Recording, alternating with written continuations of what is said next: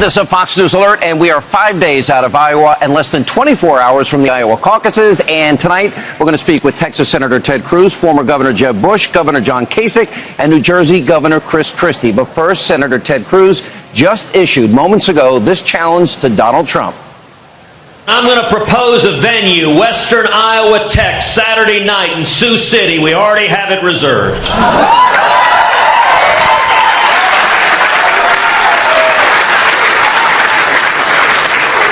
8 o'clock Saturday night, a 2-hour one-on-one debate. Now, if Gentle Donald cannot handle Megyn Kelly, how about for a moderator instead, Mark Levin?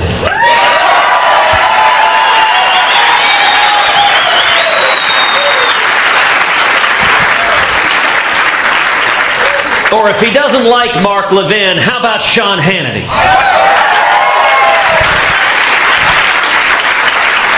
And if he doesn't like Sean Hannity, how about Rush Limbaugh? All right, that's not all. Moments ago, a pro-Cruz super PAC, Keep the Promise, tweeted, quote, Donald Trump, debate Ted Cruz one-on-one in Iowa. Before the caucuses, we will donate $1.5 million to veterans charities. Hashtag Iowa caucus, hashtag great deal. Here with reaction, 2016 Republican presidential candidate, Texas Senator Ted Cruz. This is now taking on a life of its own. Yeah. All right, so Donald Trump apparently is not showing up tomorrow. It is an amazing thing for a candidate who wants to compete in Iowa to say to the men and women of Iowa that he doesn't respect their views enough to show up at the debate. Look, I think anyone that wants to win the Iowa caucuses owes it to the men and women of this state to show the humility, to subject yourself to the voters, to answer questions, and that is certainly what I am working to do. I think it's stunning Donald has refused to do it, but listen, if your colleague Megyn is so scary for it, then I've suggested you could moderate, Mark could moderate, Rush could moderate. I'll be glad to do this. I'll very gladly do that. You would be fantastic, and we've got a venue at Western Iowa Tech. It's already reserved. I've told Donald he can invite half the people. We'll invite half the people. And you know what? If you're too scary, then we've said, fine, we'll do no moderator and just have the men and women of Iowa ask questions. That's what we owe the voters. All right, you laid this group, because this is not you, this group laid out parameters that Mr. Trump would have to agree to in order to secure the $1.5 million for America's vets. The debate must take place before this coming Sunday in Iowa. The debate is just between the two of you.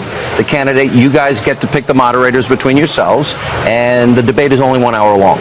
And $1.5 million goes to military charities. So that's what their press release said, and you know, I got to say, Donald, when he backed out of the debate, he said he was doing it because he was very concerned about veterans. Listen, we all care about the incredible brave men and women who served our country. This is an opportunity for $1.5 million, apparently, to go to veterans charities if simply Donald will respect the men and women of Iowa and answer their questions rather than refusing to stand before them. How big a venue is this? How many people are we talking about? It seats about 800 people. Okay. So he could invite about 400. We'll invite about 400. Maybe we'll get a bigger venue. Look, if we could certainly get an arena. We could take the questions from the people. I mean, that's really what's important. It is that, you know, on Monday, we're going to complete what's called the full Grassley, which means that I will have traveled and done an event in all 99 counties in Iowa, stood in front of the voters, and looked them in the eyes. And it's the reason why this presidential primary begins in Iowa and New Hampshire, because, look, if we began in a big state, if we began in California, New York, or Texas, it would all be slick Hollywood TV ads. Here in Iowa, you know, there's an old joke, are you voting for so-and-so for president? No, I couldn't possibly. I've only met him 5 times. Yeah, that's what it's like here. All right, what does this really tell you? I tend to not think he's afraid of Megyn Kelly. What do you think it is? Why do you think he doesn't want to do this? Listen, I don't think he's afraid of Megyn, actually, and I don't think he's afraid of me. I think he's afraid of the voters. I think he is afraid of the men and women of Iowa because he is campaigning, telling people he's a conservative, but his record is directly contrary to what he's saying. So for example, on amnesty, he has made a big thing campaigning on illegal immigration. But when I was leading the fight along with Jeff Sessions and Steve King against Marco Rubio's amnesty bill, Donald Trump was publicly supporting amnesty. He was tweeting in support of Rubio's amnesty bill. He was criticizing Mitt Romney for being too tough on illegal immigration. When he was talking about self-deportation. And Donald's proposal today as a presidential candidate is that he still supports amnesty. What he says is we should deport the people, but then he says once we deport those here illegally, they should be able to come back in as citizens. As you know, that's called touchback. It's something establishment Republicans have pushed for a long time. You fly them home, they touch the ground briefly, and then they come back as citizens. I think that's wrong. And so many of Donald's supporters don't know that he supports amnesty right now. Many of them don't know that he agrees with Hillary Clinton on health care. Let me talk about the state of the campaign for you. Yeah. It's neck and neck here. I mean, the polls have been insane. What I find fascinating, if you go back to 2000, 2004, 2008, 2012, the polls in Iowa historically have been awfully wrong for both Democrats and Republicans. Why do you think that is, and what does that tell you about this cycle? Well, I think a lot of the pollsters are very bad at predicting who's going to turn out. The dynamic we're seeing playing out is really remarkable. The Washington establishment is abandoning Marco Rubio in droves. I think they've decided Marco can't win, and they're rushing to support Donald Trump. And that is and they've said the reason for that is that they can work with Donald. You know, Bob Dole and Trent Lott both said, Donald will cut a deal, we can work with him. And in fact, Donald, when he was laying out why he thinks people should vote for him, he said, you know, Ted's problem is he won't go along to get along. He won't cut deals with the Democrats.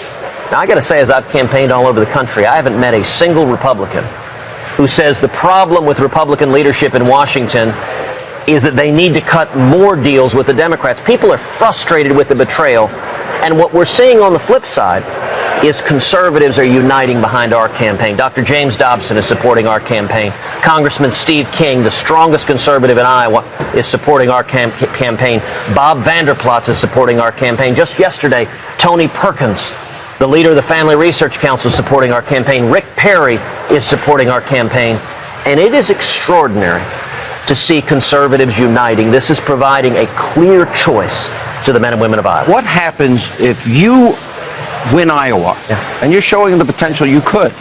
Tell us how you see the rest of the campaign unfolding. Well, listen, I am very, very encouraged. Iowa's neck and neck. I hope we win. I believe we can win. It depends on turnout. It depends on conservatives coming out 117 hours from now, Monday night at 7 p.m. You got it down to the minute, too. Oh, we are every minute. Yeah. This is all about turnout. Look, what I am asking folks to do is show up and caucus for us on Monday and to bring others. Bring your mom, bring your son, bring your next-door neighbor. And I don't believe the Iowa caucuses will be won from a TV studio in Manhattan or from New York or from D.C. It's going to be won on the ground here in Iowa, neighbor to neighbor, friend to friend, Iowan to Iowan. And our strength is a grassroots army. Now, regardless of what happens here in Iowa, I believe we can win. I hope we win. But regardless, we're right now very strong in New Hampshire. We're very strong in South Carolina. And we are incredibly strong across the Super Tuesday states, the so-called SEC primary. Let me talk about, let's say you become the president. Yeah. And you know what? I would agree with you. And it's interesting, an establishment person called me one day. Did you hear that? He's comparing Republicans to drug dealers and the cartels. So apparently that struck a nerve with some people. But you stood up, you filibustered, and you got called a wacko bird. Yeah. Now, from what I remember, every other congressman and senator that's a Republican, and they promised to repeal and replace Obamacare. So, you know, because some people say, well, the Ted Cruz, he may not get along with these people. Right. What does that mean if you are in that office and they are on the other side at Capitol Hill? Listen, if you are going along and getting along in Washington, you're doing something wrong. You know, what I've done from the first day I arrived in the Senate has been two things. Tell the truth and do what I said I would do. And it says something about Washington, D.C., that those are considered radical and extreme acts. That when I said I would fight with every breath in my body against Obamacare, I actually meant it. When I said I would fight against the debt that's bankrupting our kids and grandkids, and I would stand up against the debt ceiling, the Republican establishment was shocked. I mean, they basically say, no.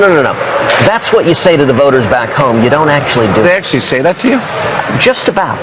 It is very, very close. That's chilling. It is, you know, as you know, I wrote last year a book called A Time for Truth. And the very first chapter is entitled Mendacity, and I describe the fight over the debt ceiling. I describe how Republican leadership asked every Republican to consent to lowering the threshold to making it easier for Harry Reid to jack up the debt ceiling. And we were told if you do that, it will happen, and we can vote no, and we can go tell our constituents we oppose the thing we just consented to allow happen. There was a poll, I think it was a Fox poll, 60-some-odd% of Republicans felt betrayed by Washington Republicans. Yes. So there's obviously... And I'm in that 60%. In many percent, I am too. Yeah. Although I'm a registered conservative, so sorry.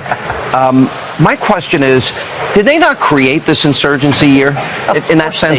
But yet they don't see that they have played a part in this. Look, Washington is out of touch. The most frequent thing you hear as you travel this country is we elect people, they go to Washington, they stop listening to us.